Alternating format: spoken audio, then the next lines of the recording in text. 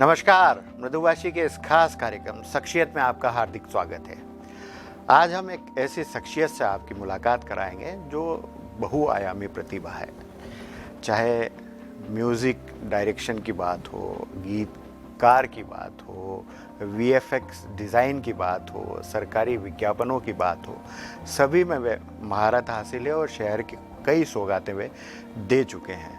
और देखा जाए तो जो पंच हम लोगों ने लगाया है फिलहाल, उसमें एक बड़ा योगदान उस व्यक्ति का भी है। उन्होंने 3 गीत इंदौर की स्वच्छता पर लिखे हैं और स्वच्छता के लिए हम लोग इंदौर शहर के वासियों को भी बधाई देना चाहते हैं। और मैं सबसे पहले मिलवाना चाहूँगा आपको देवेंद्र मालवीय जी से। मालवीय जी, आपका बहुत बहुत स्वागत है मृदुभाषी के इस खास कार्यक्रम शख्सियत में। थैंक यू सो मच अमन भाई। मैं आपको बताना चाहूँगा कि मालवीय जी जो हैं 3 गीत इंदौर शहर के लिए लिख चुके हैं और जो पंच आप अभी लगा चुके हैं उस पंच का गीत भी देवेंद्र भाई ने ही लिखा है। और देवेंद्र भाई ने इस शहर में लोगों को जागरूक करने के लिए एक बहुत बड़ी भूमिका भी निभाई है। शान ने इस गीत को आवाज़ दी और कई गीत इन्होंने अभी लिखे भी हैं। हम उन पर कई चीज़ों को लेकर चर्चा करेंगे।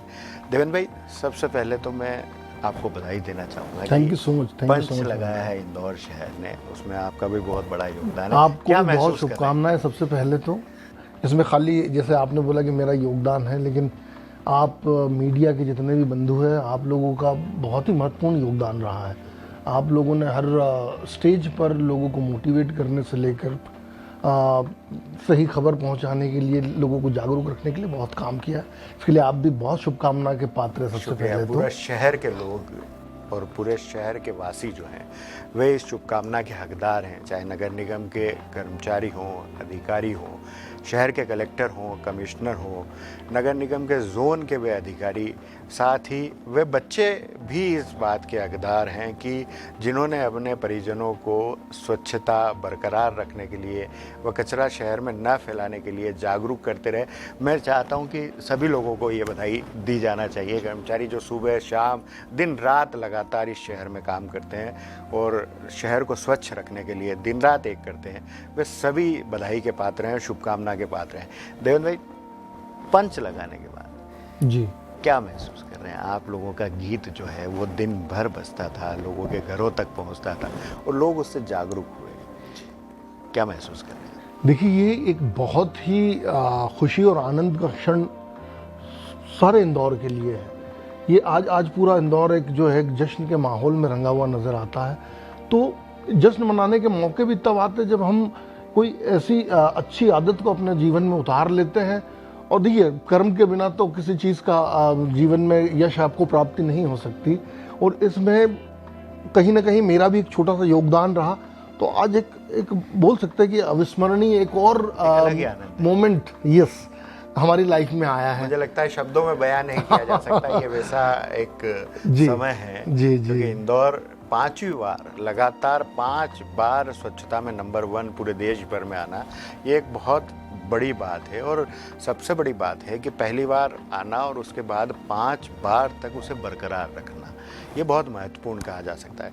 लेकिन मैं आपसे ये जानना चाहूँगा कि डस्टबिन, कचरा और इस तरह के जो कठिन वर्ड हैं जो किसी संगीत गीत में पिरोए नहीं जा सकते, वो कहीं ना कहीं बहुत दिक्कत वाला काम है। और आपने उन्हीं चीज़ों को पिरो कर एक शहर में नया संदेश दिया। कितना कठिन था ये? बहुत चैलेंजिंग था वाकई, क्योंकि गीत आमतौर पर देखा जाए मेलोडी और एक अच्छे शब्द जो कि स्मूथ हो, मक्खन की तरह हो और गाए जा सके, इस तरह का एक प्रचलन रहा है। लेकिन ये सचमुच बहुत चैलेंज था कि हमें लोगों को मोटिवेट भी करना है और साथ में वो सारी बातें उस गीत में पिरोनी है जिससे कि उन्हें सीख मिले, अवेयरनेस आए कि उन्हें लाइफ में हमारे शहर को स्वच्छ रखने के लिए रोज़मर्रा की ज़िंदगी में करना क्या चाहिए। तो ये बड़ी मशक्क़त के बाद में उसको लय में उतारना, वो सारी चीज़ें चैलेंजिंग तो थी, लेकिन मज़ा भी बहुत आया क्योंकि कुछ नया करने को मिल रहा था।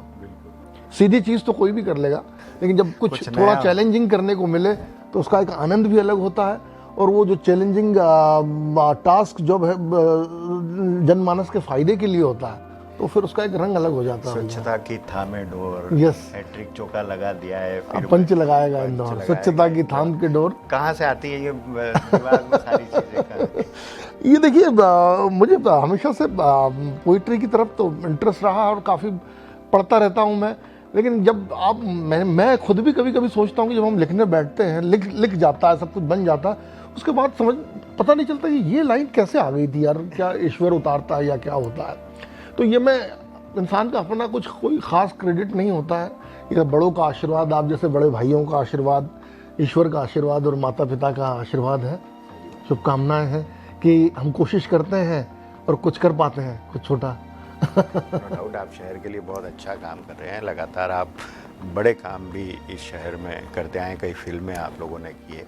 स्वच्छता के लिए इस मतलब एक पहला मौका जब आपको मिला, क्या सोच थी आपकी कि स्वच्छता के ऊपर गीत बनाना है, क्या नंबर 1 आएंगे या क्या, किस तरह का एक ये जब कोरोना काल जब शुरू हुआ, बड़ा उस समय तो खराब, लॉकडाउन भी हाँ काफ़ी लॉकडाउन लगा हुआ था और बड़ा बुरे दौर से सारे लोग गुजर रहे थे। और जब हमारे यहाँ माननीय कमिश्नर मैडम और माननीय कलेक्टर साहब मनीष सिंह जी जब आए यहाँ पर, कलेक्टर आए हैं वो, तो उन्होंने पहला सारे काम करने के साथ साथ उन्होंने इस पहलू पर भी ध्यान दिया जिस पर आमतौर पर नज़र नहीं जाती है। उन्होंने मुझे बुलाकर ये बोला कि भाई अभी जो डिप्रेशन का माहौल चल रहा है, लोग इतने ज़्यादा दुखी हैं, इन्हें कैसे निकालेंगे हम और कैसे उभारेंगे।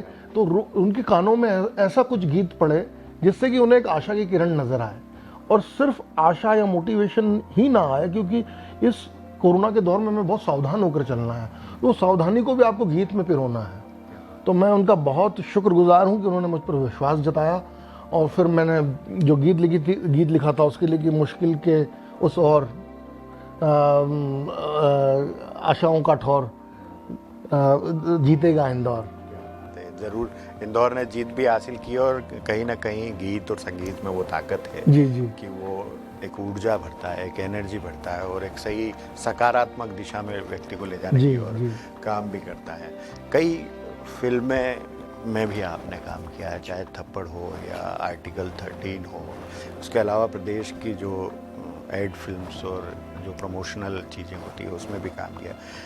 क्या क्या भूमिका रही फिल्मों की बात जी, एक्चुअली मेरा यहाँ पर इंदौर में 2011 से मिडास्टज एडवर्टाइजिंग नाम से एक प्रोडक्शन हाउस है जहाँ मैं फिल्म मेकिंग करता हूँ।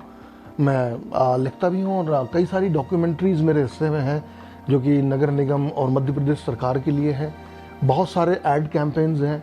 इसके अलावा 2019 में मैंने विजुअल बर्ड्स स्टूडियो के नाम से एक संस्था मुंबई में शुरू की, जो कि फिल्मों में विजुअल इफ़ेक्ट्स या VFX या स्पेशल इफ़ेक्ट, ये जो हम बोलते हैं, ये देते हैं हम। जो चीज़ जिसकी हम कल्पना कर सकते हैं लेकिन कैमरे से जिसको उतारना पॉसिबल ना हो, उसको हम कंप्यूटर के ज़रिए उस चीज़ को अपने आप में एक दुनिया है फिल्मांकन की बात की जाए। और अभी के जो मॉडर्न टाइम में, मॉडर्न फिल्म मेकिंग में उसका बड़ा स्थान है। अभी कोई फिल्म ऐसी नहीं है जो कि VFX के बिना पूरी हो रही है। तो ये सारे काम का हमने वहाँ पर जो पोस्ट प्रोडक्शन होता है फिल्मों का, जिसमें VFX, एडिटिंग एंड DI, जो कि कलर ग्रेडिंग का काम होता है, डिजिटल इंटरमीडिएट जो बोलते हैं हम उसको, कि कलर उभारना उसके जब शूट होने के बाद में। तो ये पोस्ट प्रोडक्शन के 3 एक महत्वपूर्ण पहलू होते हैं, इन पर हम वहाँ काम करते हैं। और आप बड़ों के आशीर्वाद से और हम लोग काफ़ी अच्छा प्रोफाइल वहाँ पर बना पाए हैं, जिसमें आर्टिकल 15, थप्पड़, तानाजी, मिशन मंगल, बाईपास रोड, पागलपंती जैसी फिल्में, और भी 1-2 नाम शायद मैं भूल रहूँगा।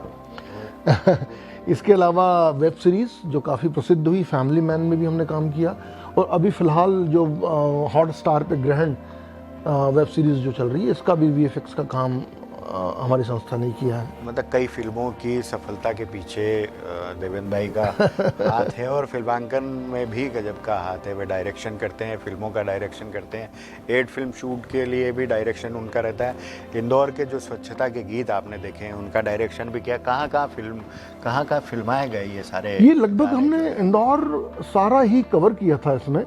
और जैसे कि पानी को, वाटर बॉडीज़ को साफ़ रखने के लिए बहुत बड़ी मुहिम चलाई, तो हमने सारी कान्ह और सरस्वती नदियों को शूट किया। इसके अलावा जो हमारे स्मार्ट रोड है वो शूट किया। जब सुबह के वक्त जो हमारे सफाई कर्मी जो दिन रात कड़ी मेहनत करते हैं उनके काम को हमने फिल्माया। उसमें आम लोगों की आदतों को फिल्माया कि उनकी आदतें किस तरह से बेहतर हुई है कि आज इंदौर में कचरा कोई फेंकता नहीं है।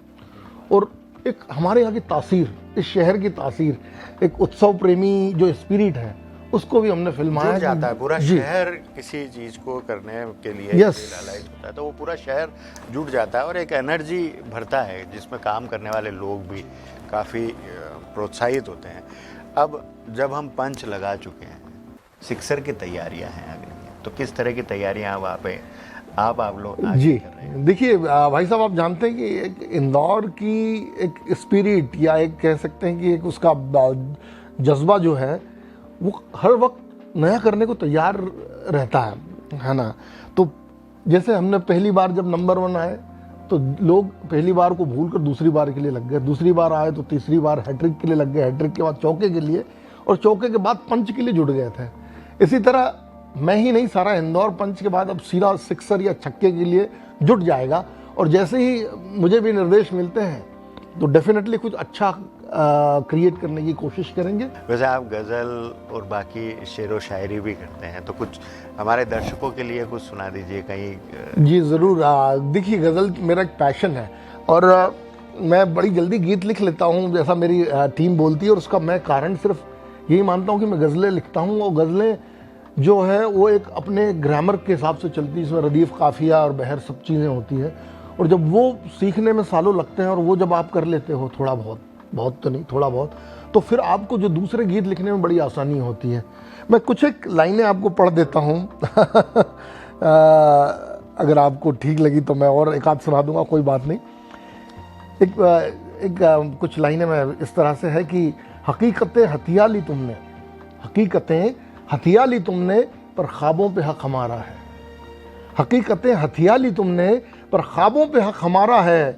धागा धागा जो बुनी, उन किस्मतों पे हक हमारा है। क्या बात है, क्या बात। एक छलकते जाम को तरसी है मेरी प्यास इतना के, मैं बरसती हो जहां उन बादलों पे हक हमारा है।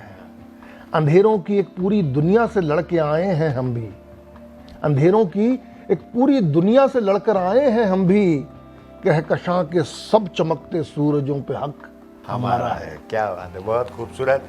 आप देवेंद्र भाई को सुन रहे थे, इंदौर की स्वच्छता को लेकर उन्होंने लगातार 3 गीत लिखे भी हैं, उस पर कई अच्छे संगीतकारों ने अपना वॉइस दिया है, सुर मिलाए हैं, और इंदौर शहर के गली गली में ये बजते रहे, और यही कारण है कि शहर के लोग जागरूक हुए हैं। उन्हें जागरूक करने में देवेंद्र भाई का बहुत बड़ा योगदान है। देवेंद्र भाई, आपका बहुत बहुत धन्यवाद है। Thank you so much, thank you so much. आपने समय दिया हमें, और आपको भी बहुत धन्यवाद हेमंत भाई, और मुझे बहुत मज़ा आया, और ये मुलाकात मैं बिल्कुल सहज कर रखूँगा अपने हृदय की गहराइयों में।